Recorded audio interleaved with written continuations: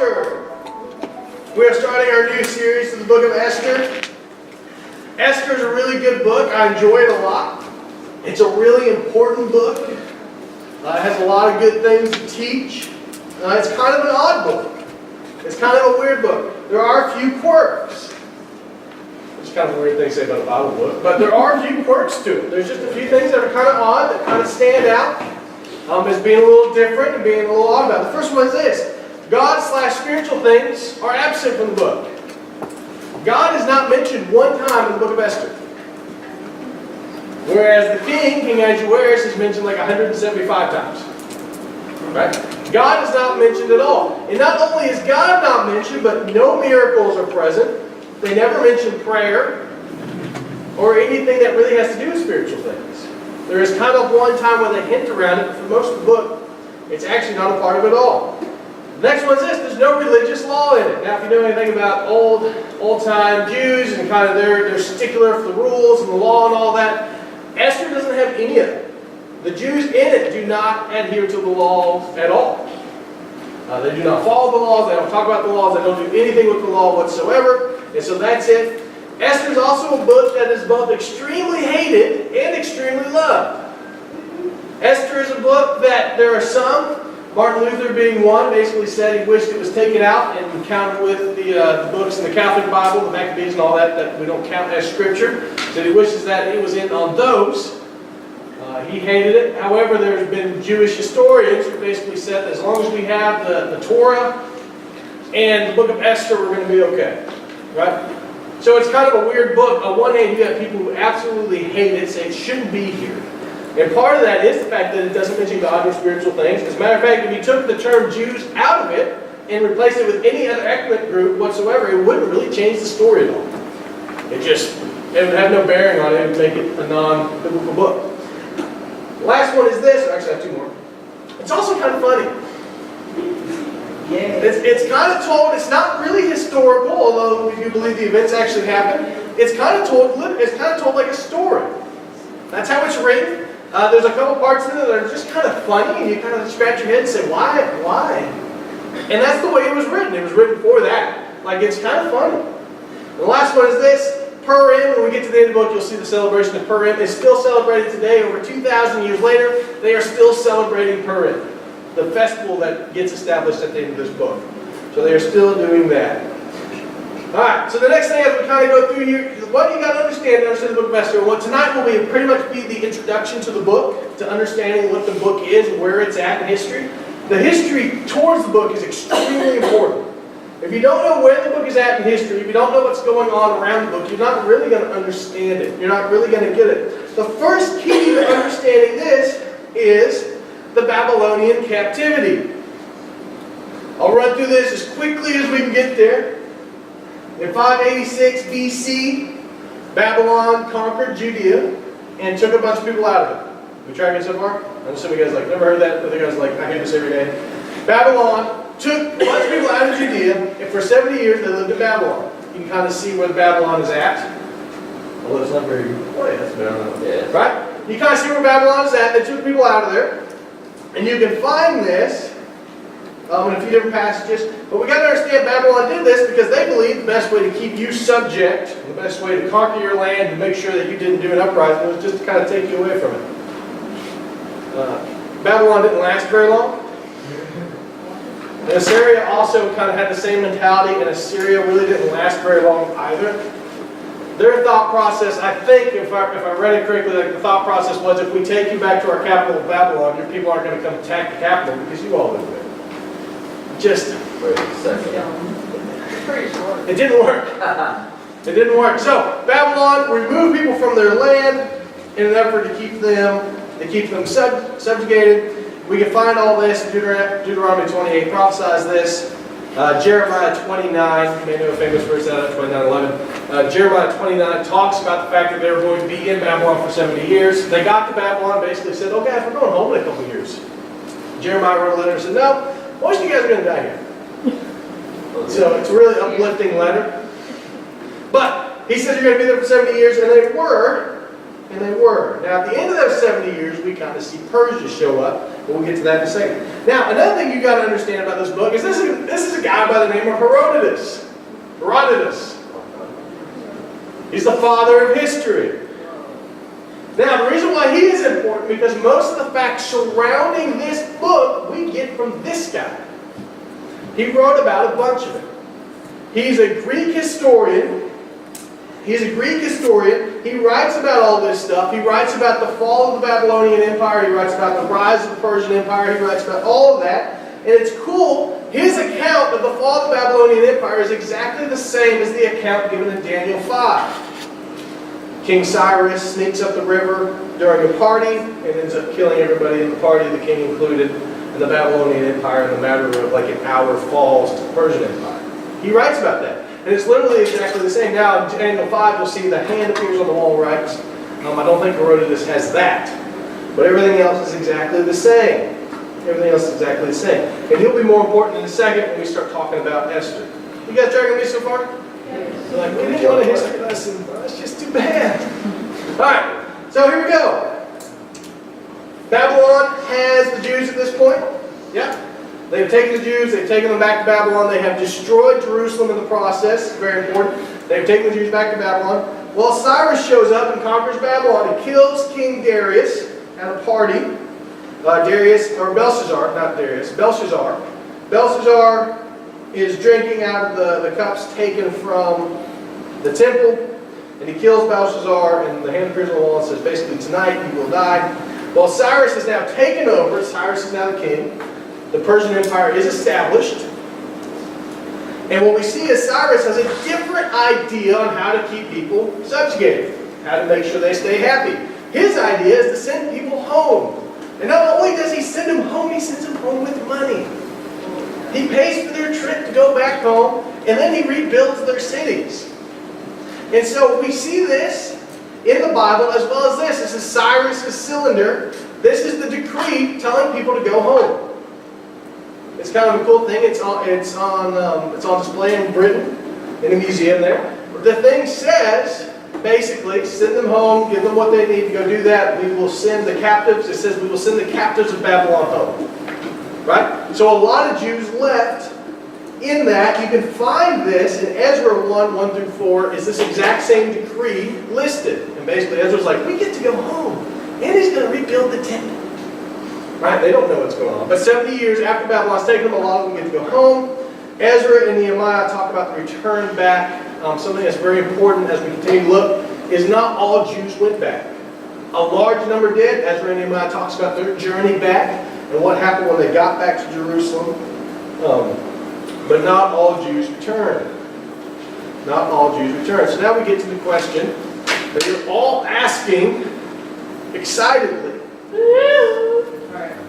Why does all this matter? Why does this matter?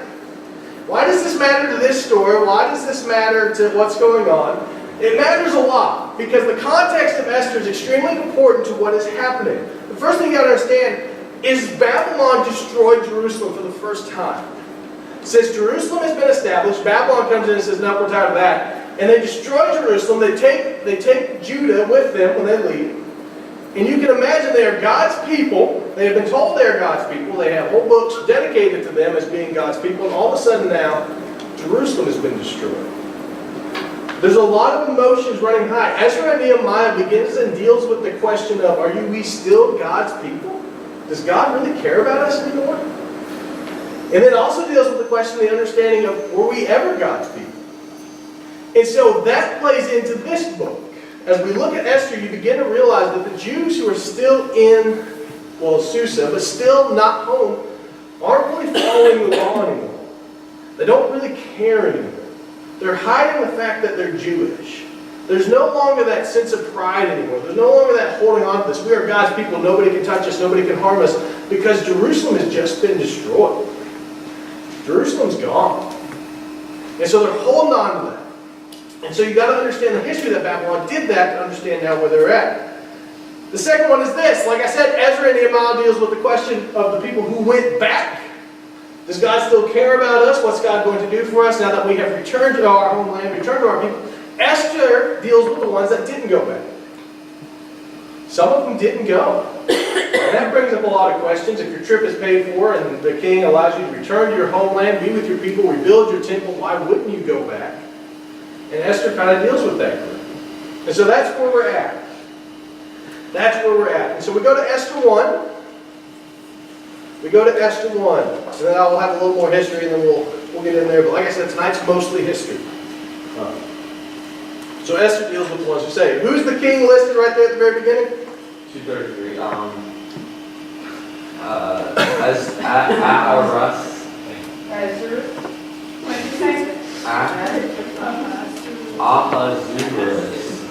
Ahasuerus. Say it, Ahasuerus. Let's hear it, Ahasuerus.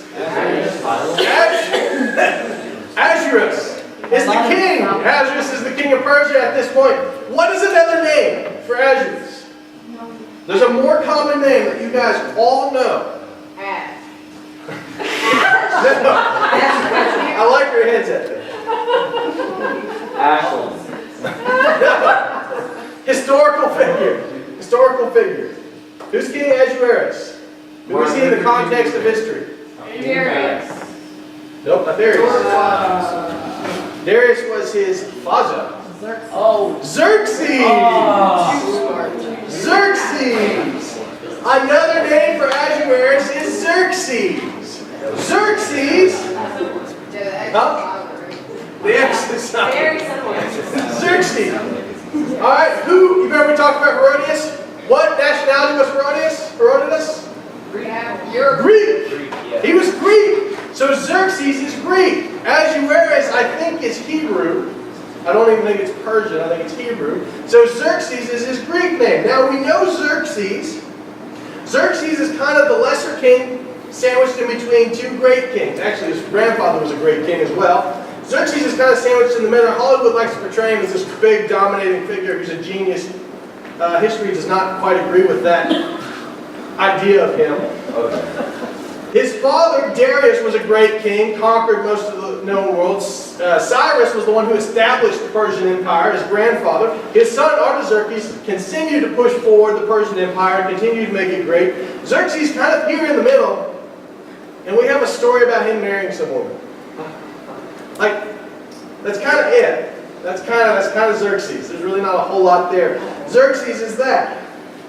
Xerxes is really known for his planned invasion of Greece. He's going to pick up where his father left off. His father died and was not able to finish the conquering of Greece. And so he picks up and says, I'm going to go get those guys. If you've heard of the story of 300, Xerxes shows up to Sparta with about 1 million people, and it takes him like 5 months or something to get through that, and then he just doesn't go anywhere. That was Xerxes. Xerxes is also known for his massive anger issues. Oh, I have a picture of Xerxes. So this is Xerxes. Xerxes is also the guy who tried to conquer Greece and failed. He is also the guy who really didn't do anything, right? He swore to burn down Athens, and he eventually did accomplish that. He did finally get Athens, but not really before he lost just about everything. Xerxes is kind of the guy who took all the military and stuff his grandfather and father built, and then just kind of lost it all in the process. Just kind of lost it all. Xerxes had massive anger issues. This is kind of important to the story. You see this played out in Esther. Xerxes had massive issues with his anger. Xerxes was the guy who, after tremendous seas and stuff, destroyed his bridge, killed all the people who built the bridge, all of them, and then he went out into the water, or sent his soldiers. He sent the soldiers out into the water with flaming hot swords to beat the water into submission. That's Xerxes. That's Xerxes. Xerxes is also the guy at the Battle of Salamis. At the Battle of Salamis, got a note basically saying, "You won't attack us." And then he went and did that thing. All of his generals and everybody said, "Don't go attack them. Like, you won't attack us." And the general's like, "Right, we're not going to." Well, he did it anyway and lost his entire navy to a smaller fleet of the Greeks. Right? This is Xerxes. He did finally burn down Athens, but was forced to retreat. Like he said, Herodotus said they had a 1 million-man standing army. Historians say that seems a bit excessive, but it was definitely somewhere in the hundreds of thousands. That's a lot. That's a lot. So that is Xerxes. So we come to this. Let's go to Esther 1. 1. We are now to Esther. Do we understand where this is in the framework of history? Yeah. Please stop. Can you say it one more I love this. All right, Esther 1. The king's banquets. Now we're going to read through verse 9. Now in the days of Ahasuerus, the Ahasuerus who reigned from India to Ethiopia over 127 provinces, in those days when King Ahasuerus sat on his royal throne in Susa, the citadel, in the 3rd year of his reign, he gave a feast for all his officials and servants. The army of Persia, Media, and the nobles and governors of the provinces were before him. While he showed the riches of his rule and glory, the splendor and the pomp of his greatness for many days, 180 days. They had a feast for 180 days. Golden crown. It's true. For an entire school year, they feasted. All right. It was probably better than going around. And when these days were completed, the king gave for all the people present in Susa, the citadel, both a great and small, a feast lasting for 7 days in the court of the garden of the king's palace. Sorry, the feast was not for 180 days. The feast was for 7 days. I apologize. Not the same thing. Listen, I'll explain that in a minute. There were white cotton curtains, violet hanging, fastened with cords, fine linen, purple and silver rods, marble pillars, and also couches of gold, silver, mosaic pavement, and potpourri, marble, mother of pearl, and the precious stones. Drinks were served in golden vessels, vessels of different kinds, and the royal wine was lavished according to the bounty of the king. And drinking was according to the edict. There is no compulsion. But the king had given orders to all the staff of the palace as each man desired. Queen Vashti also gave a feast for her women in the palace that belonged to King Ahasuerus. So there is a meeting for 180 days. I'm sorry, not feasting for 180 days. Although they did eat well. For 180 days, that meeting was to plan which thing? You think? Huh? The attack on Greece? Yes! The attack on Greece! So for 180 days, they planned this massive attack on Greece, which ultimately was not successful. They planned this attack on Greece, and so at the end, for 7 days, they have this massive feast and banquet to celebrate that. In the middle of that, they have this feast, they have this whatever, and then at the end of this, we get the call for Vashti. All right, so let's finish out the chapter. Actually, I'll just paraphrase the chapter. So what happens is the king calls for Queen Vashti, his queen, to come out while they're in the middle of this feast, and she says no. She says basically, you guys have been drinking for 7 days straight. I really have no interest in that. Historians may believe that she was pregnant with Artaxerxes at the time and was not interested in being a part of that because of that. She says no, and so they have this big council decide what to do. And they're at the end of the chapter. Somebody give me a verse that makes the decree.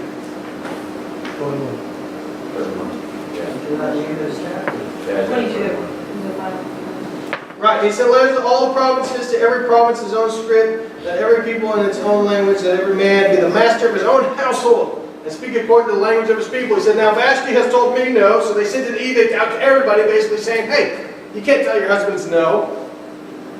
Right? This is Xerxes. And so he also makes her not queen. If you watch the VeggieTale version, they kick her out of the kingdom and presumably kill her. That's not what happened. She was still part of his harem. She was still probably living there with him. She was just no longer the title of queen. He demoted her, basically. She was no longer the queen. And so, we see that verses 10 to 21, Vashti loses her crown. And then the king makes an absurd decree. Just an absolutely absurd thing. Right? King Xerxes had a terrible temper that he could not control. And we see that they didn't do things. Another thing that's probably worth noting that'll help clear up some of history for you is how the Persians made decisions. The Persians would either sober make a decision and they get completely drunk to see if they still like the idea, or vice versa. They would get really drunk off of an idea and then in the morning they would decide if it was still a good idea or not. That may lighten some things up to how history happened and went down. But as we come as we kind of begin to look into this book, there's not a whole lot in the first chapter. It's just setting it up. Vashti is removed. And then we see in the next chapters what comes with Esther. This book deals with a couple questions, like I said before. What's God's plan for the Jews who stayed? So what we see is some of the Jews stayed away from Jerusalem, and this book begins to deal with that question. What about those who didn't go back? What happens with them? Maybe more pertinent to us, is God involved even when He isn't mentioned? Is God involved even when we don't acknowledge Him? Is God still involved even when we feel like He's not around?